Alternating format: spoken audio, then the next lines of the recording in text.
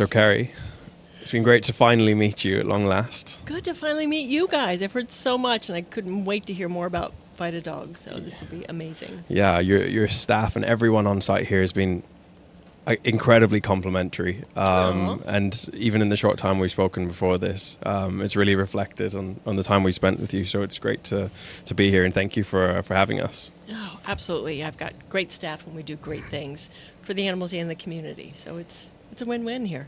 Yeah, maybe just quickly I'll get you to introduce who we have. This is the CEO. Oh, this is the real this CEO. Is Bingo. Bingo came to us with 3 other siblings. Someone left them in a box outside the shelter. Bingo's about 5 weeks old. So, people are like, oh, how could people do that? How could they just, leave an animal? And we look at it a little bit different. At least they left the animals at our organization. Right. We may have been closed at the time and they couldn't come in, but, we found them. They're healthy now. They got their vet checks and they're going up for adoption here soon. So did you want to adopt her today? I don't know how I'm allowed to say no to that, or how I ever could. You can't. Just these little eyes. She's sweet. She's adorable. So. And hopefully by the time we release this, she won't be here anymore. Oh, I'm sure she won't. Our average length of stay is about 10 days, and puppies go much faster. Wow. So, yeah. How have you managed to get the average time down? Because that's not long for a dog to be in a shelter. Yeah, no, it's not. It's because of the way that we run our place. We have conversations with people about what do you want, what are you looking for. We don't judge people, that come in and we're like, oh, you're just not a good adopter. We have the right to say no, and we will. But when we have conversations with people, we learn more about their lifestyle, their family, and their needs, right? Because we want their next dog or cat to be part of their family for the length of their life, however long that is. And so it's done well for us, and the community trusts us. They know they can come here and find all types of dogs. We don't just have Chihuahuas and Pit Bulls, like a lot of people think, and we're not a scary place. I hear all the time people say, I could never go to a shelter because I would want to cry or take them all home. We want to get rid of that. Yeah. We do tours, we take people through, we show them behind the scenes. There's nothing scary here. Very transparent. And I think people would be really impressed to know what we do, especially with our dogs and cats, all day. Our dogs, by the end of the day, are exhausted. They get walked 3 times a day. In between, they have enrichment programs, and cats have the same thing. So there's a lot.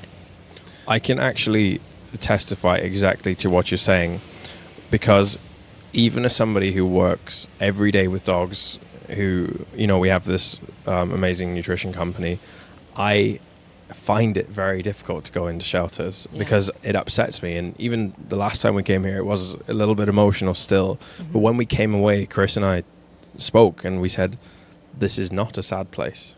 Thank you. It is not a sad place. And it's a warm experience. You go around and these dogs are not unhappy.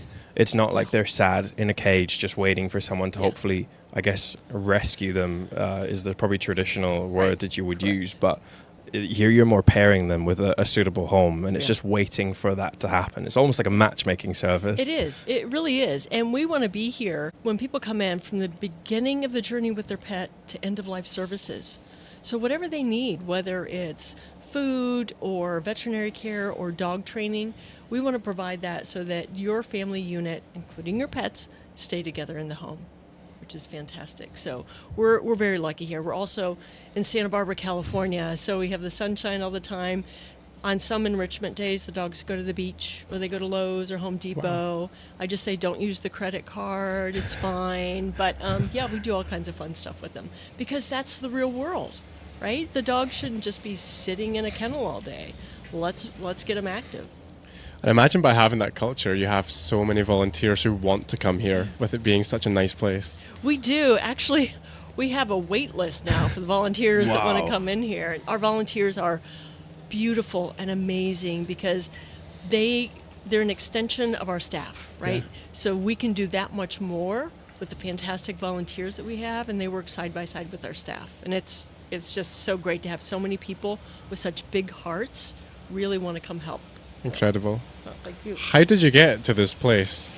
And I guess it'd be good to know, how long have you been here, and what did you see when you arrived, and what changes have you made to make it such a cool shelter? Oh my goodness, this has been a journey. So I've been in this business for close to 28 years. Before this, I was a police officer, and I've been a social worker. I've done a little bit of everything.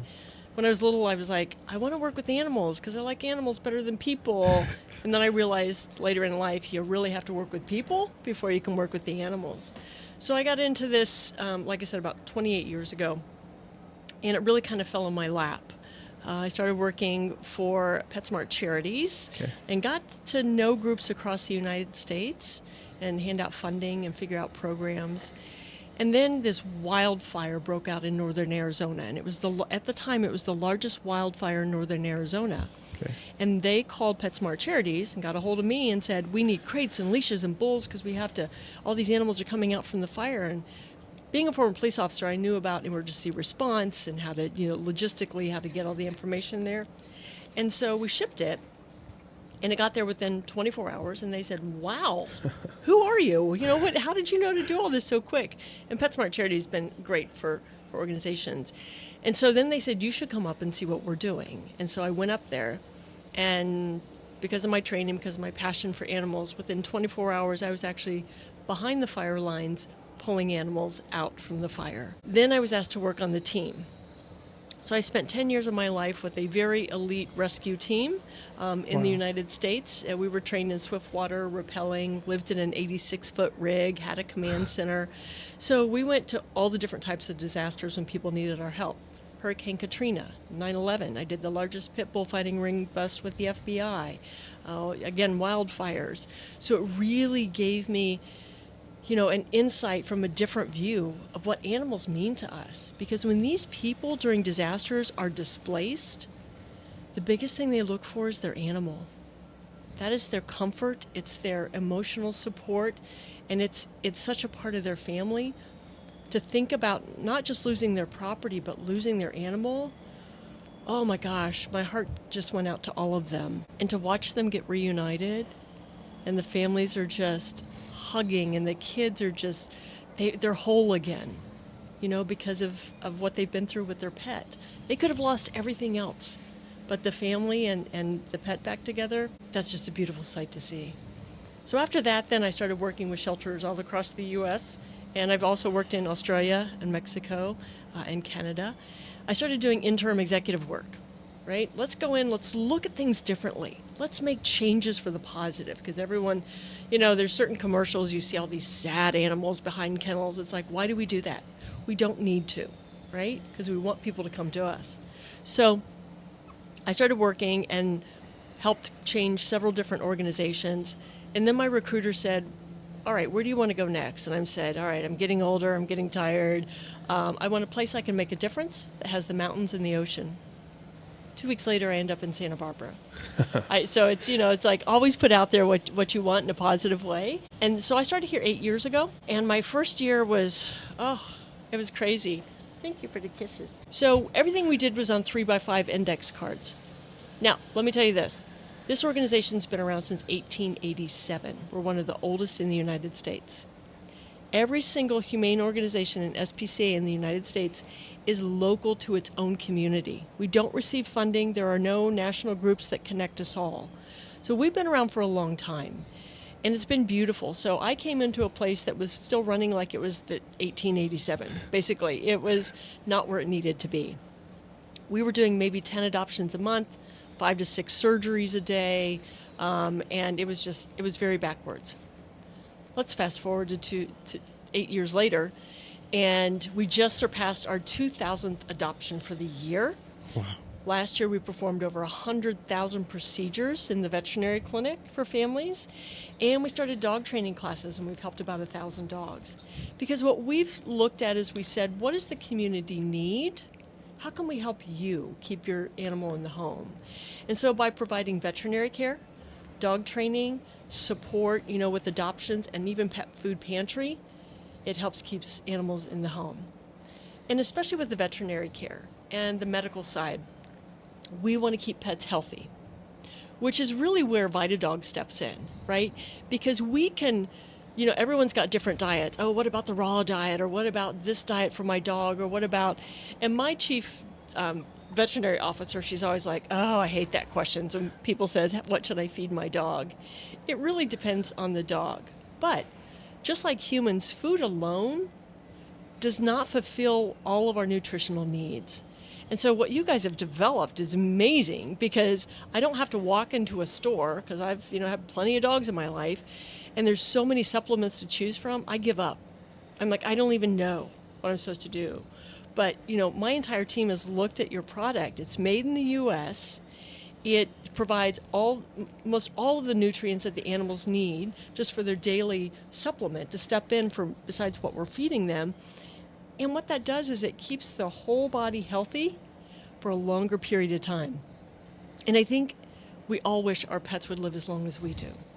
And this is just an extension. I was saying earlier, my dog passed away last year. For me, she was that dog. If you understand that term, you know. And she had some arthritis, and she had some things, and I know she was missing nutrients. I just couldn't tell exactly what they were. And I think if I would have had this product then, I might have had her for an extra year. And to me, that would have meant the world. And it's just, I think it's important that people understand the entire health component of the animals. And we need to look, as humans, we need to look at our own health. How can we stay stronger, longer, to support our families and our friends and ourselves, and being able to help the pets by, it's a powder. You mix in the water and you give it to them, and they love it. You've got the peanut butter taste, you got the beef taste, that's coming in. And if dogs will just lap that up, it fulfills the gap that we have in the food and things we do. And I love it. So thank you for developing VitaDog and making it so simple. Walk in, one product, two choices, beef or peanut butter, and I get to go home. And we're glad that you appreciate it as well. For us, longevity was always the goal. We always, we know who that dog is. We've both been there. And for us, if we could have had an extra 6 months, let alone 2 or 3 years, we would have done anything for them, right? Yeah. And it's as you say, we try to take very good care of our own health by supplementing in pretty much the exact same way. And when we would look at the market and see that more or less every single company was doing 5 to 8 to sometimes many, many more products with crossover nutrients and God knows what else, and fillers that were not really that healthy. They're products that are very well known and very well used in the US that have still today yeast and brewer's yeast and things like that inside them. Yeah. It's very irritating for the gut. It causes itching. We decided that this is what we have to do. Our calling is to create something very clean, full of natural active ingredients, and that's just going to be beneficial, as you say, for the whole dog's body. And that's what our mission was, and that's why we're here today, I guess, talking to you. You brought up a good point, is the gut health. Dogs can get into everything, right? And we see it here in the shelter. And that's one of the biggest things, is sometimes we have to get special food, medicated food, to try to help with their stomach issues. And especially, this guy, he's pretty young, and we have to help develop good gut health. And we see some of the biggest issues of gut sensitivity. And there's certain foods that don't do well when I eat them. And so with this, I love the fact that you made this really thinking about their whole health and what it does, especially to the gut. So thanks for throwing all that stuff in there, making it so easy. I appreciate that. That's it. There's so many visual things and visible issues. And I think the gut is one of the most clear issues that a pet owner can see, because they see it every single day. Yeah. So we wanted to make sure, firstly, that was fixed, but also one of the biggest things that we believe and we understand is when your dog starts to slow down, as so many people say, as they get older, or maybe they're starting to not be quite as mobile as they used to be, it's too late, because all the changes inside that you can't see have already happened. Yeah. And it's so much harder to fix it from that point. Right. So we really want to take a proactive approach to animal health rather than reactive. Exactly. And that's perfect. And, the sooner you start with this, and what I love about your product too is it's the basic nutrients that you need. So anybody from 3 months to, the seniors can take this. And it's something that just really helps to put them on a level health playing field, throughout the entirety of their life, which makes it nice. I have to go in and go, well, the dog's about 4 years old, so should I get the 5-year-old stuff or should I get the puppy? They don't know what to do. So it makes it simple. And simple is good for all of us, because sometimes we don't have time, but we want to do what's best. And another challenge which we really noticed when we approached our mission was there are so many different types of food that are out there, and no dog is exactly the same. Right. So for some, it's going to be a really long time between finding the right food, finding something that works on that stomach. And our goal was never to say, hey, you must change your diet. You must not do this. You must do this instead. Our entire thing is just add this, and it'll make everything a lot better. Just add this, and tomorrow will be a better day, kind of thing. Yeah, and the ingredients they're simple, but they're the extra supportive nutrition that you don't always get in the food, and that's what I love about it. My chief veterinary officer, she's research queen, and for her to say this product looks amazing is astounding, because she does not say that lightly.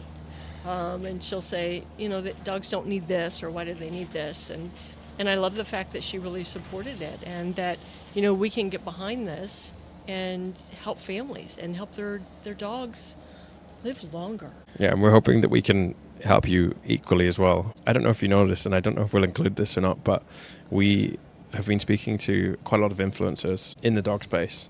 And someone who's very much behind us is an account called Corgi Club Colton. I don't know if you know, it's the world's most famous corgi. And they have actually agreed to donate any proceeds of sales that they do to you guys from their account. And they have, I think, around 700,000 followers. Oh my God! So I don't know if you'd known that or not. No, I did not know that. Oh, I love. See, people have such big hearts for the animals. They do. Yeah. And that's amazing. That'll help so many homeless pets, and especially when they, it'll help us here, right? And then help it when they go into their home and get the supplements and keep moving. And the more people that tell the stories, the more people that know. And if we continue telling the same story of why things work, or why we're here as, an organization to help the community and help the pets, and the influencers talking about certain products that they know is good, this is what makes the world an easier place to get things and do things. So, thank you. Any way that we can help, we'd love to. And whether it's volunteering or trying to source donations, we're here for you guys. And I will say one thing which we don't do at VitaDog is we've never paid an influencer to post anything, and every single person who posts generally will donate any money that they receive out of a sales commission or whatever it is to a charity, and that's what we encourage. So it is really good-hearted people in the world. Yeah, it's Absolutely. people who believe in the mission and people who want really the best for dogs. That is what we try to do.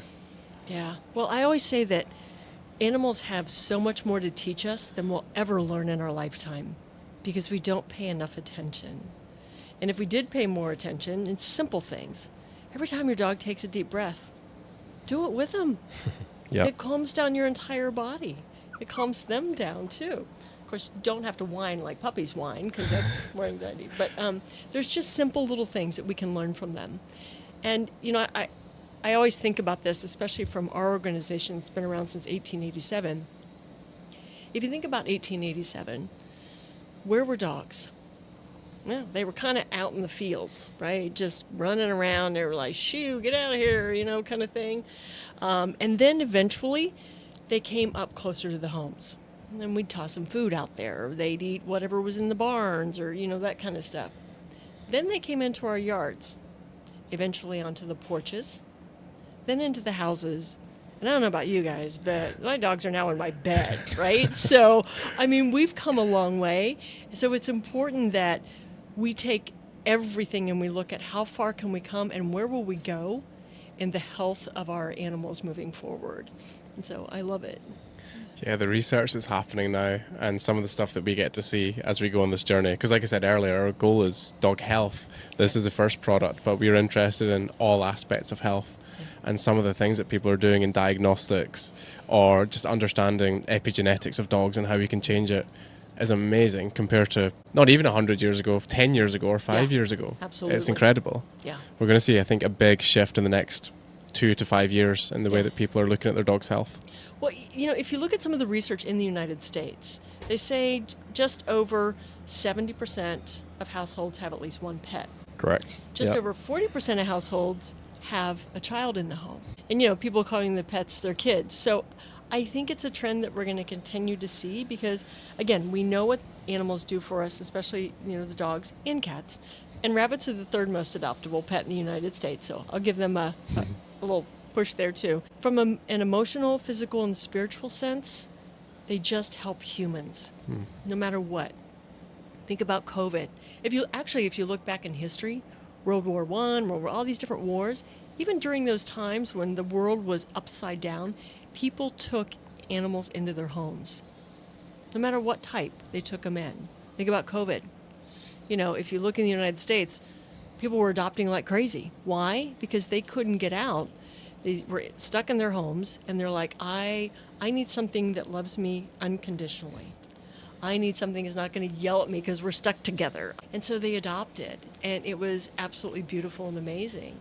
And if people would recognize more what animals bring to our lives, this is why, with the right nutrition, we want to be able to extend their lives so that we can keep them longer. In your time working with dogs and animals, what have you really seen change in terms of the way that people approach health in the last, you said 28 years, right?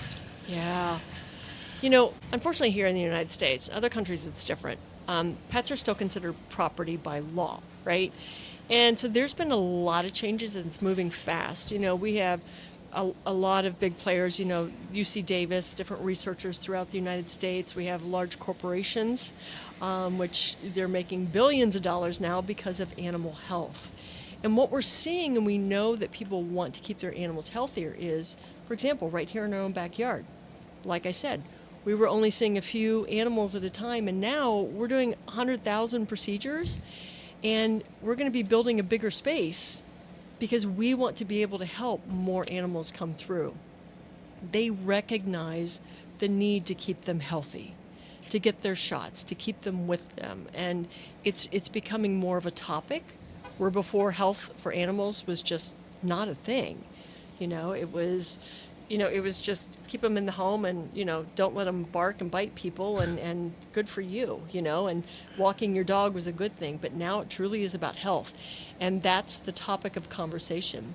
In our industry, the future of animal welfare is not about adoptions.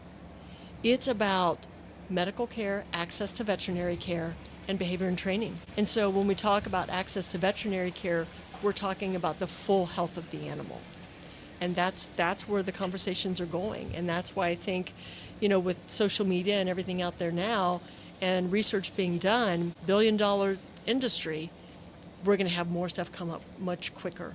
And I think you're at the sweet spot right now with your product and really getting it out there because people want this. They really do.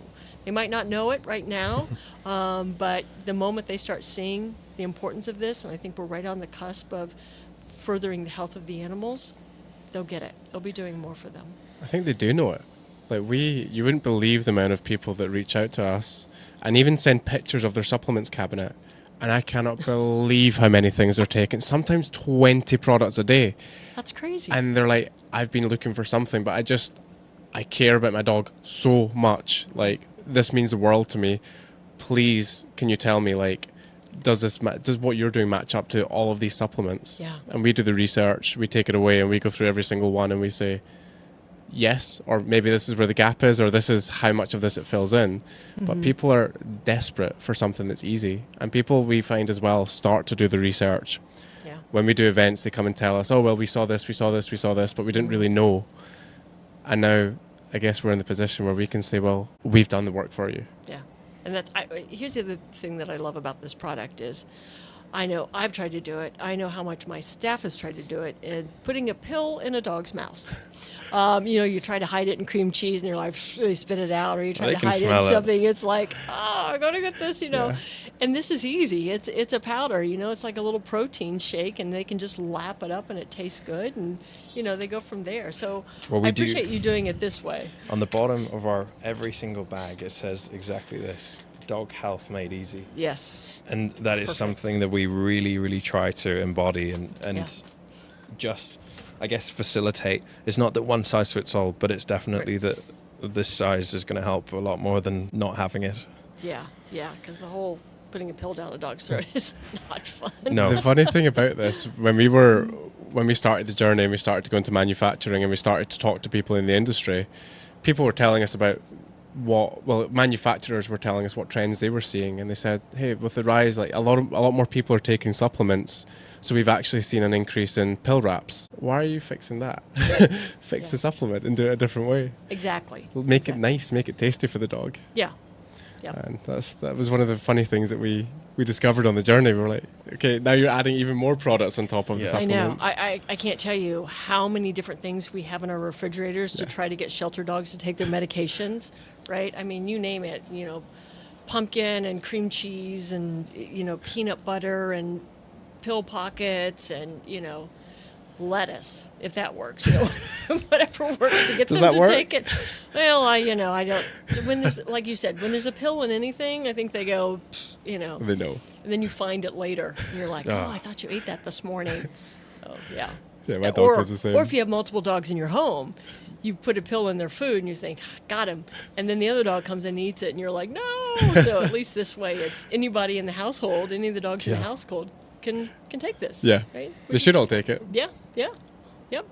Well, let's get every household to have a bag of this. That's the goal, because that'll help The dog's us super healthy. take the next step and do even more. We've Yes. got big plans coming for the future of VitaDog.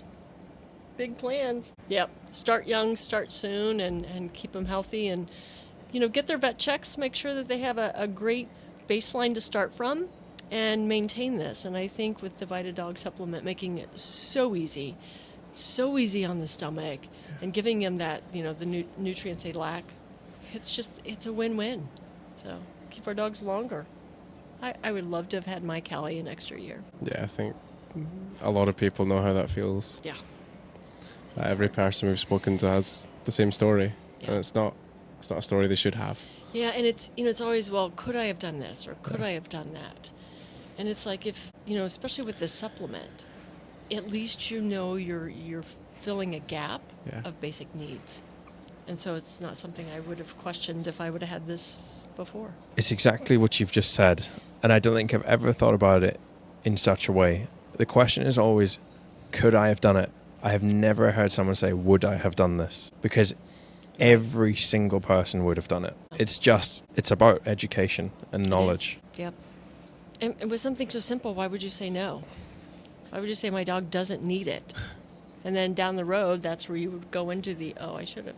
Yeah. One thing I do want to ask you is, you talk about being proactive rather than reactive. This is, I think, a bit of a famous one for you to have said. Yeah, I think especially in shelters, too many shelters are reactive in their work. Like, oh, dogs are coming in, strays are coming in, we gotta, right? What I love about my staff and how we do things here is we actually take a breath and we just say, how can we help you? What do you need?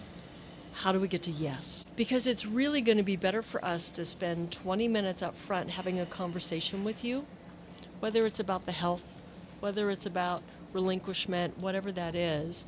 It's easier for us to have a conversation up front and be proactive to find out what is really the bottom line issue than just to take a dog in. Which is why, for everything that we do, most people can't afford veterinary care, or they're moving, or they don't have time. Those are the top 3 reasons that people turn in animals into shelters. So with our veterinary care, we can help them out because as a 501c3, all of our money comes in from our donors in our community. And so we're able to say, if you can't pay for it, guess what? Our donors in our community have given us the money to pay for it.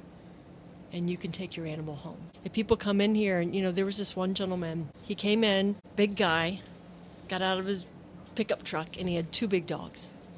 And he walked up, and the dogs loved him. They were jumping on him and everything, and we're like, we have training for that. But anyways, he came up to the staff and he said, I need to turn in one of my dogs. And my staff said, tell us more. Because most shelters would be like, okay, yep, what's your name? And my staff was talking to him, and they're like, just tell it, why do you need to turn in one dog? And he just kept saying, I just need to turn in one dog.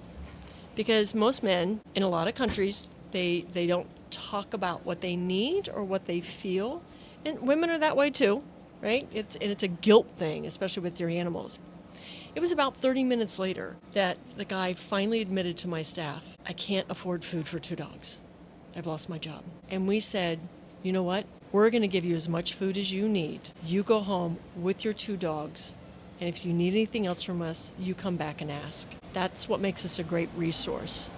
And to watch him go home with his 2 dogs, that's what we want to do. We want to create safety net programs that help pets stay in homes. And I think we've been able to divert, if I had to guess, probably 40 to 50% of the animals have been able to go back in their home because people don't know the resources and the options that they have. Now, unfortunately, not every community has this. They can offer these resources, but people forget to ask, here's what I need for my pet. Can you help me? And again, our philosophy is, how do we get to yes? And if it's not us that can help, we have partners in the community.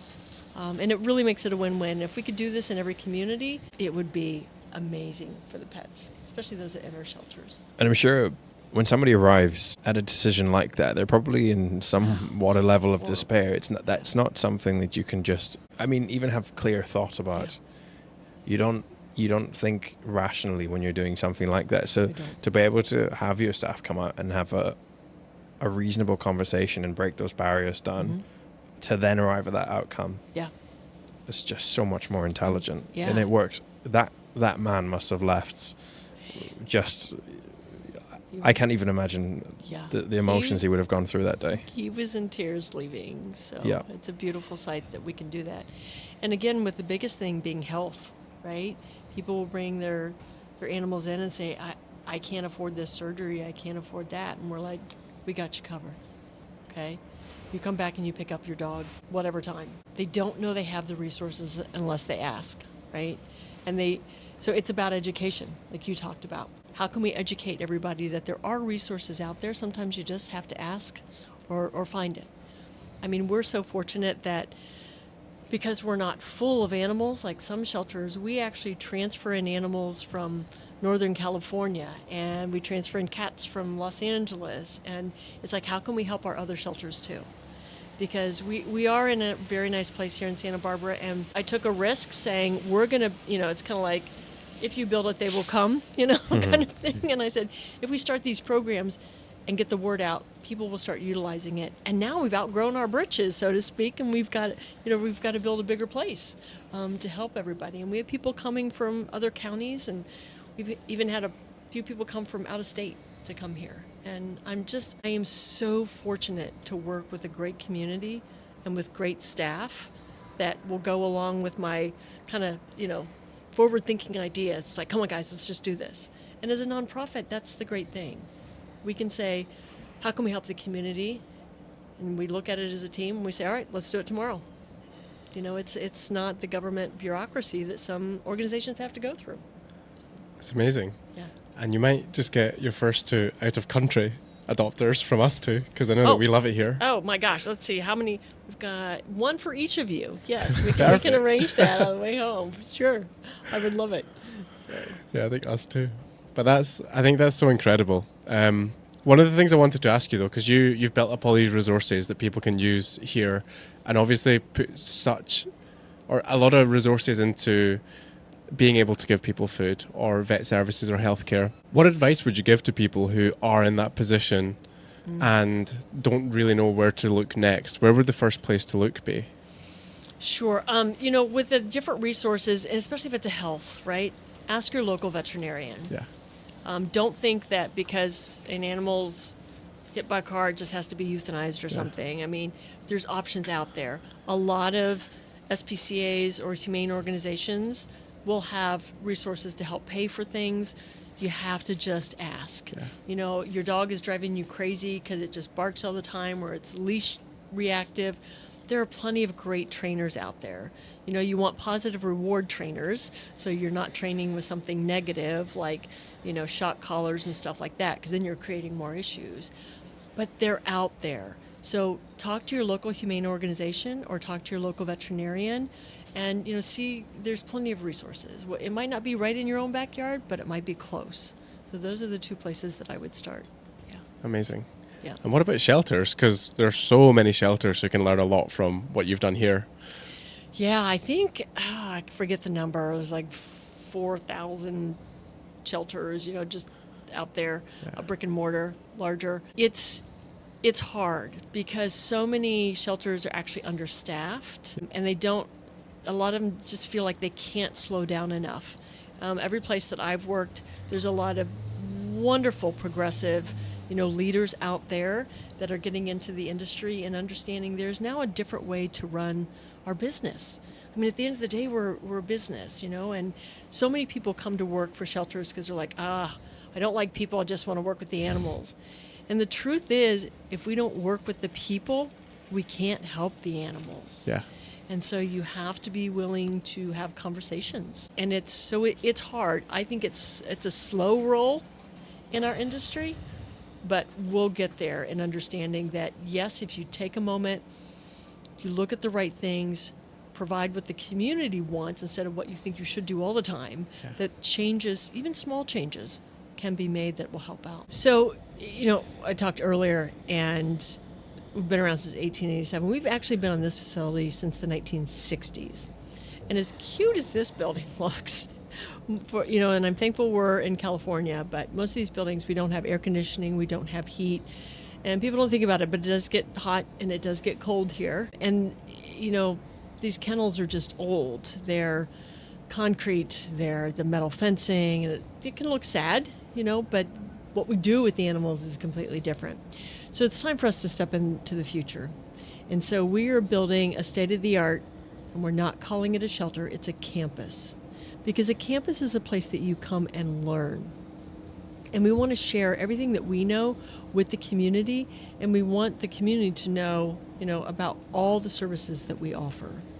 So as we know, the future of animal welfare is access to veterinary care, behavior and training, and we still will be here, obviously, for the homeless animals that need to find a new home. So our dog kennels, our cat area, our veterinary clinic is going to be 4 times the size, so we can help even more. We'll have more training centers. We'll have an intake center so that we can spend those individual times in the different buildings with the individual emotions that come in and the needs that come in. But what we're doing with our facility that's going to make it so unique is we're building this from the paws up. So many people build buildings because, oh my God, that's pretty, or that would look great, or yes, I think I would. It's not about us as humans. It's about the time that the animals spend here, and we want them to be, be as stress-free as possible when they come here. I don't know about you, but most people, they try to take their animal to the vet, and it's like, they just don't want to go. They're not going to budge. We want to make it a very welcoming environment. So we're looking at the whole compassion component, right? So building it from the paws up, we look at the animals, what they think, what they feel, what they hear, what they see. And we look at the human aspect. How do you feel when you come here? We're also taking it a step further and looking at the environment. Everything that we're building is going to be as green as possible, because compassion is about treating our entire earth in a kind manner. That's what makes a difference as we move forward into the future. And so we're really looking at that, every detail that we've put into this new building, which we've just started construction. It's a $64 million project. And for some people that might sound like a lot, but we're not the highest and not the lowest being built in California. And it's going to create a future that will last hopefully another 100 years. And the buildings are built to morph into the future. So let's say that we only have in the future 10 animals coming in a year, that need to find new homes. Great. We can transition those spaces that we have into something that's needed into the future. So we've really thought forward as much as possible. And this community is going to be so proud of what we've built for them and by them. That's the only way this new campus gets built. We love our animals and everyone wants to help them. And being able to do this is once in a multi-generational gift that you can help to leave your legacy. And we love it. People can go on our website. It's really easy. It's sbhumane.org. Look at what we're doing. Look at our capital campaign. Look at how it's growing. And come talk to us. Anybody can come here and do a tour and see where we are now and what the future looks like, and be part of that. And as a local nonprofit, every little bit helps. So our community is really stepping up to make this happen. I think it's very important that people understand that if you are to leave something like a legacy gift, you're not just giving however much you're giving, or even if it's a donation, you're not just funding a shelter. The word campus that you use is absolutely right. This is going to be a real health center. It's going to be a hub, not just for Santa Barbara, but also for a lot of, you're going to be supporting a lot of outside communities and outside shelters, and you're going to be a resource. Yes. It's much more than that. So it's important for people to understand that this is not just a large amount of money required for a small shelter. It's this is another level. Yeah, and you're absolutely right. It's not about a building. It's about, think about your legacy, and you love animals. And even when you're gone, you will be helping thousands of animals and families year after year after year. I mean, that just has to feel so good, knowing that your gift keeps on giving. And I love that people want to do that, and they will do that. This will happen. This will be done. We're hoping to do it in the next 3 years. So we'll see where it goes. And I'd like to challenge anyone who's considering this. I'd like them, before they come here, I'd like them to write a number on a piece of paper that they think that they'd like to donate. I'd like them to come here and do a tour, and if they don't want to double it by the end of the visit that they've done, I'd be very, very surprised, because You're that's amazing. for sure the way that we felt after our first time here. And the second and the third time, nothing changes. It just continues to be a project that we want to get behind every single day.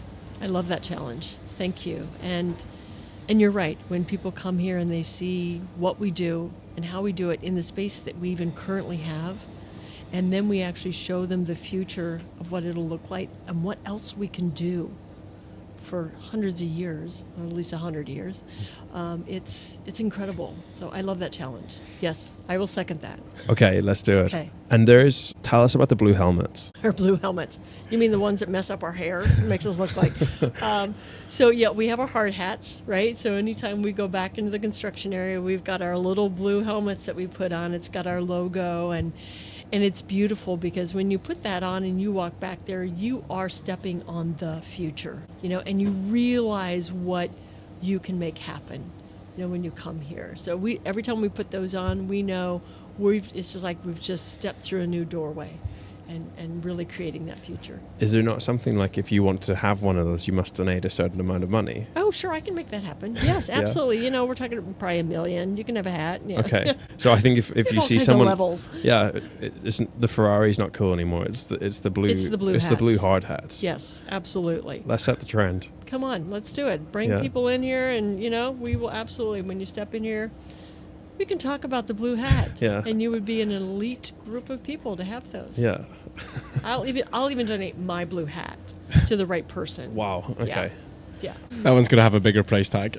Of course I will. Of Yeah. course. I mean, look at this, Is there a way that people can help potentially that maybe don't have the means to donate lots of things? We've been talking about money and talking about, our future, and really stepping up to give. And some people just don't have that capacity.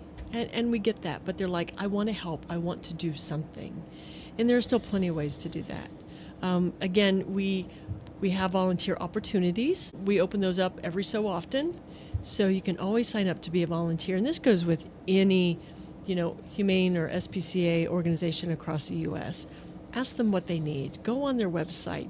You can donate things to us. We have lists of things that we always need. Or maybe you have a leftover nice crate or a bed. Our dogs and cats, sometimes I think they're more spoiled than some humans, because we have little round beds for the little tiny Chihuahua types of dogs that like to curl up. For the larger breeds, we have bigger beds, and for the senior dogs that we have we have actually orthopedic beds that we give them. So towels and blankets and different types of food to help give back to the community for those that need food. There's all different types of ways to help. So we just talked about ways to help Santa Barbara Humane, and there's an additional way. And we've been talking about health and keeping our pets healthy and our dogs, as they age, and no matter what level. And here's another great recycling program. I'll call it that, right? Because when people give, it just keeps giving. And VitaDog has been so gracious that every time that you purchase the supplement, this nutritional component that will help the health of your animal, you're also giving back to help an animal in a shelter. And that will go directly to us. So if you sign up for a subscription because you'll want to keep going to keep the health of your pet where it needs to be, then we keep getting the money at Santa Barbara Humane, and it goes back to help another animal that needs the care. So this is a win-win. It's a great product, and it's a great way to just keep giving, not only to your own pet, but to others in need. So please buy the VitaDog. It's great stuff. It's a powder. It's easy to use, and really you've only got 2 selections. Do you want peanut butter or do you want beef? It's so simple. So when you buy this, you're giving back at the same time. Thank you. I think all we can do is really shake your hand and say thank you for today. Oh God, you guys are incredible. Yeah, that's been. I love you. I love the product. I love what you're doing. It's been And absolutely. I can't wait to see you when I come over. Yeah. And we love working with Scotland. you guys so much. We're so grateful for the time that you've given and that everyone else in the team has given to talk about dogs, talk about health, talk about everything you're doing. It's an easy topic to talk about, right? And when you're talking about something great and you put the two of us together, this is an easy conversation to have. And it's beautiful and it's lovely. And what you told me earlier that I love even more about your company is that you don't just take any investor.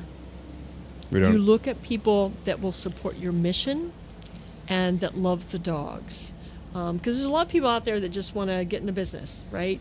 But you take it a step further and you actually say no if it's not a right fit and it's not the folks that really just love the dogs. And I appreciate that from you so much. So I hope the company just explodes all over the world and that every animal gets the nutritional health that they need, including the VitaDog supplement. Thank you. Thank you so much. That means a lot. Sure.